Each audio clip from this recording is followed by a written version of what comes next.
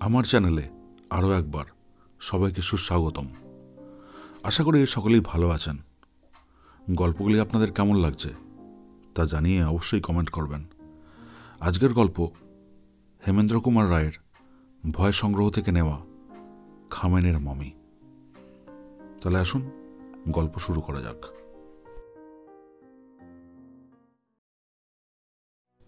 Europe থেকে বেরিয়ে ফিরছি। ফেরবার মুখে একবার জাহাজ থেকে নেমে নীল নদের দেশ অর্থাৎ মিশর দেশকে দেখতে গেলাম। প্রাচীন মিশর আর নেই। যে মিশরের অতীত কীর্তি, বিপুল সভ্যতা, বিচিত্র শিল্পগৌরব, দিগ্বিজয়ী রাজগণ ও পরাক্রমশালী পুরোহিতবৃন্দ সমস্ত জগতের বিস্ময় ও শ্রদ্ধা আকর্ষণ করে, তাকে আজ কেবল ইতিহাসের পৃষ্ঠাতেই খুঁজে পাওয়া যায়। তার পিরামিড ও দেব পূজার মন্দির আজও অক্ষয় হয়ে মরুভূমির প্রান্তে দাঁড়িয়ে আছে। চিত্রীয় ভাস্কর্যে তার সন্তানদের আজও দেখা যায়। সেদিনকার নীলনদ আজও সেই একই সঙ্গীত গেয়ে সমুদ্রের সন্ধানে ছুটে চলে। কিন্তু প্রাচীন মিশরীদের একজনও বংশধর পৃথিবীর বুকে আজ বর্তমান নেই।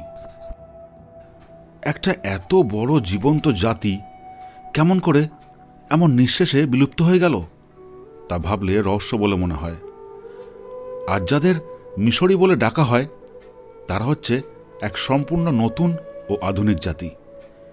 এই নতুন জাতির দেশে গিয়ে মৃত পুরাতন জাতির অনেক শিল্পকীর্তি ও গৌরবের নিদর্শন পেলুম। মনটা কেমন উদাস হয়ে গেল। কার্নাকের মন্দিরের সামনে বসে বসে খানিকক্ষণ পুরাতন মিশরকে ভাবার চেষ্টা করলুম। হঠাৎ একজন বৃদ্ধ বেদুইন আমার সামনে এসে দাঁড়ালো। কিছুক্ষণ দাঁড়িয়ে দাঁড়িয়ে আমাকে লক্ষ্য করল। তারপর আমার আরও কাছে এসে চুপি চুপি বলল, হুজুর, মমি কিনবেন? খুব ভালো মমি। সেকালকার নানা জিনিস কেনা ছিল আমার এক মস্ত বাতিক। মমি কাকে বলে সকলেই জানেন বোধহয়। প্রাচীন মিশরীয়রা বিশ্বাস করত মানুষের প্রাণ বেরিয়ে গেলেও সে মরে না। শেষ বিচারের দিন দেবতাদের কাছে গিয়ে প্রত্যেক মৃত ব্যক্তিকে জবাবদিহি করতে হয়। ওসিরিস হচ্ছেন শেষ বিচারকর্তা ও অমর জীবনের দেবতা। প্রাচীন মিশরীয়রা মানুষের মৃতদেহগুলোকে রাসায়নিক ওষুধের প্রভাবে নষ্ট হতে দিত না। কবরের ভিতরে সেই অক্ষয় দেহগুলোকে তারা রেখে দিত। চূড়ান্ত বিচারের দিন ওসিরিসের সামনে গিয়ে তারা আবার জীবন্ত হয়ে নিজেদের কাহিনী বলবে বলে। এই রকম রাসায়নিক ওষুধের প্রভাবে সুরক্ষিত মৃতদের নামই হলো মমি। পুরাতন সমাধি খুঁড়ে এমনি অসংখ্য মমি পাওয়া গিয়েছে। পৃথিবীর সব দেশেরই জাদুঘরে ও খেয়ালি লোকের বাড়িতে খুঁজলে এই রকম মমি আজ দেখতে পাওয়াই যাবে। কলকাতার জাদুঘরেও একটি মমি আছে, যদিও সেটি আজ আস্ত নেই। অনেক দিন থেকে আমারও একটা মমি কেনার শখ ছিল।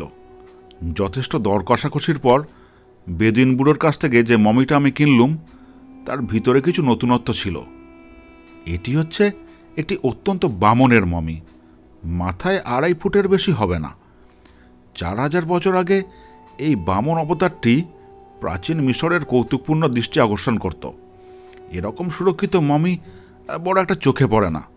দেখলেই মনে হয় প্রাণ পেলে যেন আজও হেসে খেলে চলে বেড়াতে পারে। এই বামনের মমি নিয়ে সানন্দে ভারতগামী জাহাজে উঠলুম। লোকে বলে আমার বাড়িটি নাকি একটি ছোটোখাটো মিউজিয়াম। অতীতের ও বর্তমানের নানান দেশের নানা অদ্ভুত জিনিস দিয়ে সাজানো আমার বৈঠকখানাটি। তারই মাঝে একটি গ্লাস কেসের ভিতরে আমি সেই বামনের মমিটিকে দাঁড় করিয়ে রাখলাম। মা তো রেগেই অস্থির। অত্যন্ত ভয় পেয়ে তিনি বলতে লাগলেন, ছি ছি, গৃহস্থের বাড়িতে কোন দেশের কোন জাতের একটা শুকনো পচা মরা এনে রাখা? সংসারে অকল্যাণ হবে যে রে।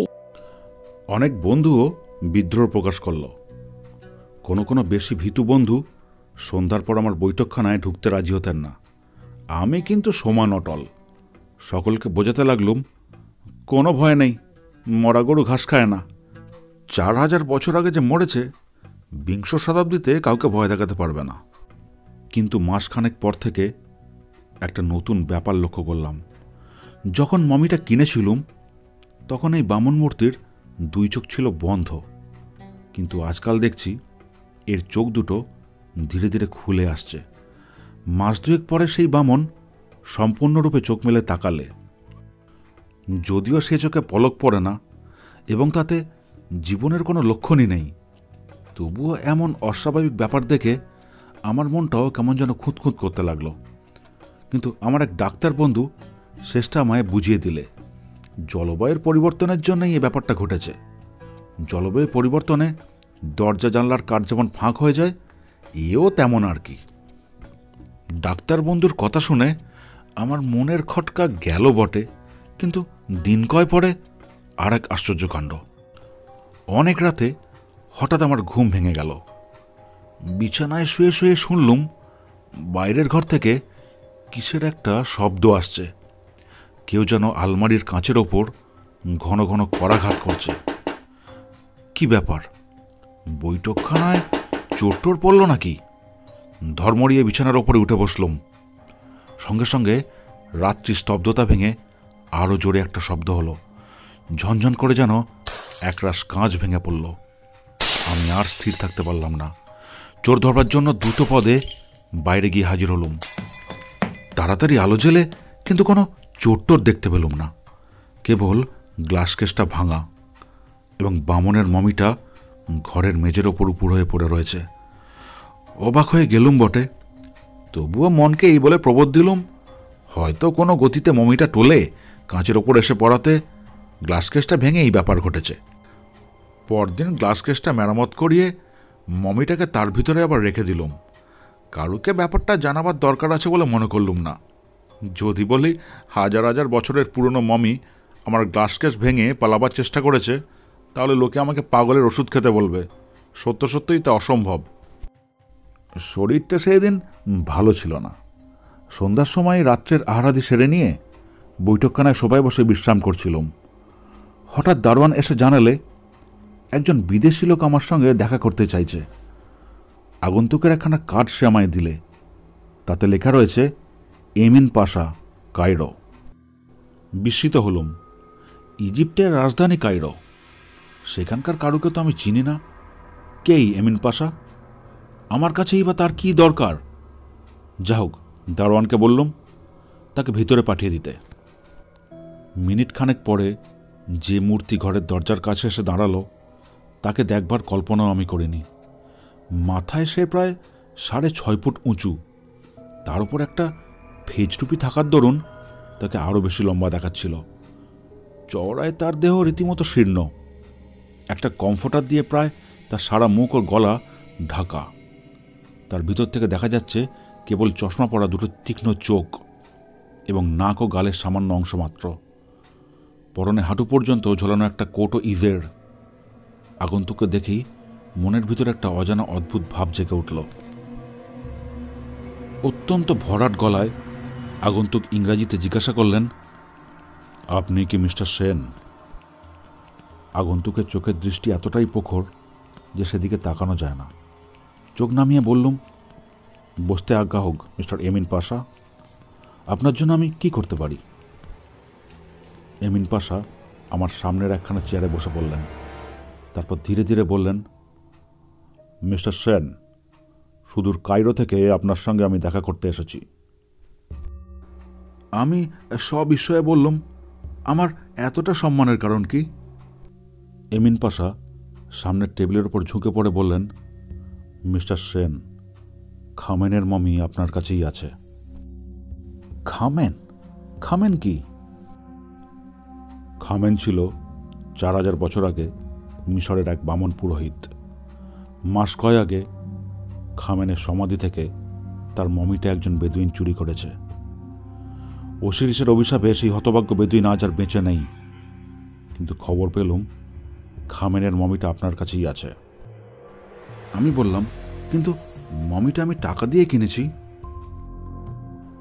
এমিন পাশা পকেট থেকে একতারা নোট বের করে বললেন, কত টাকা পেলে আপনি খামেনের মমি আবার ফিরিয়ে দিতে পারেন? আমি একটু বিরক্ত স্বরেই বললুম, মমিটা আমি বেচব বলে কিনিনি, আর টাকার লোভ আমায় দেখাবেন না। এমিন পাশা তার 2 কোণই টেবিলের ওপরে স্থাপন করে হাত দুখানা কপালের ওপর এমনভাবে রাখলেন যে তার চোখ দুটো আমার চোখের আড়াল হয়ে গেল। সেই অবস্থায় তিনি বললেন, মিস্টার সেন, খামেনের মমির ওপরে আপনার কোনো দাবিই নেই। আমি হেসে উঠলুম। টাকা দিয়ে কিনেও ওর ওপরে যদি আমার দাবি না থাকে, তবে দাবি আছে কার? অত্যন্ত গম্ভীর স্বরে এমিন পাশা বললেন, মিস্টার সেন, ও মমির ওপরে কোনো মানুষেরই দাবি নেই। মমি টাকা দিয়ে কেনবার জিনিস নয়। ওসিরিস তাকে গ্রহণ করেছেন। আমি হেসে উঠলুম, ওসিরিস? সে তো সেই কালের রূপকথার দেবতা। এমিন পাশার সারা দেহের ওপর দিয়ে যেন একটা কম্পনের বিদ্যুৎ খেলে গেল। হঠাৎ চেয়ারের ওপরে সিধে হয়ে বসে কঠিন কর্কশ স্বরে তিনি বললেন, না, ওসিরিস কোনো রূপকথার দেবতা নন। আজকের এই দুর্দিনের সভ্যতা আধুনিক মানুষকে অন্ধ আর ভ্রান্ত করে তুলেছে, তাই তারা এমন কথা বলতে সাহস করে। ওসিরিস হচ্ছেন সর্বশক্তিমান, অমর জীবনদাতা। প্রাণ গেলেও মানুষের আত্মা বর্তমান থাকে। প্রত্যেক মানুষের আত্মা আর দেহ ওসিরিস গ্রহণ করেন। শেষ বিচারের দিন পর্যন্ত সেই দেহ তারই তত্ত্বাবধানে থাকে। ভূত, ভবিষ্যৎ, বর্তমানে তিনি ছাড়া আর কারোরই মানুষের মৃতদেহের ওপর কোনো অধিকার নেই। আমি অবহেলা ভরে বললুম, বেশ, তাহলে ওসিরিস নিজে এসে যেদিন দাবি করবেন, সেই দিন আমি খামেনের মমিতাকে ফিরিয়ে দেব। এমিন পাশা আচম্বিতে চেয়ার ছেড়ে উঠে দাঁড়িয়ে চিৎকার করে বললেন, নির্বোধ মানুষ, তাই নাকি? বলেই তিনি এক টানে তার কম্ফোর্টার আর মাথার টুপিটা খুলে ফেললেন এবং চশমাখানা টেনে একদিকে ছুঁড়ে ফেলে দিলেন। তারপর আমার স্তম্ভিত দৃষ্টি এক অভাবিত ও অসম্ভব দৃশ্য দেখল। এমিন পাশার কাঁধের ওপর যে মুখখানা জেগে রয়েছে, তা কোনো জ্যান্ত মানুষের মুখের মতো নয়। সে হচ্ছে হাজার হাজার বছরের পুরনো, অত্যন্ত বিশুদ্ধ এক নরদেহ, অর্থাৎ এক ভীষণ মমির মুখ। মাথার ওপর থেকে বিশীর্ণ মুখের দুপাশে তৈলহীন পিঙ্গল কেশপাট লটপট করে দুলছে এবং চিবুক থেকে তেমনই রুক্ষ শস্যগুচ্ছ বুকের ওপরে ঝুলে পড়েছে। এ মুখ আমি ইজিপ্টের জাদুঘরে দেখেছি। এ হচ্ছে ওসিরিসের প্রস্তর মূর্তির মুখ। মাথা ঘুরতে লাগলো, সারা দেহ অবশ হয়ে গেল আমার। ধীরে ধীরে আমার জ্ঞানও বিলুপ্ত হলো। সেই সময় আমি এক অদ্ভুত, বিভৎস ও অমানুষিক কণ্ঠস্বর শুনতে পেলুম, খামেন, খামেন, খামেন, জাগ্রত হও, তুমি আবার জাগ্রত হও। যখন আমার জ্ঞান হলো, দেখলুম আমি সোফার ওপরে শুয়ে রয়েছি। মাথার কাছে বসে আছে মা, চোখে জলের ঝাপটা দিচ্ছেন। সব কথা মনে পড়ে গেল আমার। তাড়াতাড়ি উঠে বসলুম। মা উদ্বিগ্ন স্বরে বললেন, হ্যাঁ বাবা, তোর কি হয়েছিল বাবা? এখানে এত গোলমাল হচ্ছিলই বা কেন? আর ওই গ্লাস কেসটাই বা ভাঙলো কেমন করে? আমি এক লাফে দাঁড়িয়ে উঠে গিয়ে দেখি গ্লাস কেসটা চূর্ণ বিচূর্ণ হয়ে গেছে এবং তার ভিতরে বামনের সেই মমিটা নেই। তাড়াতাড়ি ফিরে এসে বললুম, মা, এখানে এসে তুমি কাউকে দেখতে পেয়েছ? মা কিছুই বলতে পারলেন না। চেঁচিয়ে দারোয়ানকে ডাকলুম। তার মুখে জানলুম ফটক দিয়ে কেউ বাইরে যায়নি। সারা বাড়ি তন্ন তন্ন করে খুঁজেও এমিন পাশা বা সেই মমির কোনো পাত্তা পাওয়া গেল না। ঘরের মেঝে শুধু কুড়িয়ে পেলুম এমিন পাশার সেই টুপি, চশমা, কম্ফোর্টার, জামা, ইজের ও একজোড়া জুতো। আমি কি অসুস্থ দেহে কোনো বিশ্রী স্বপ্ন দেখলাম, না কোনো চোর ছদ্মবেশে এসে আমায় ঠকিয়ে দিয়ে মূল্যবান মমিটাকে চুরি করে নিয়ে গেল?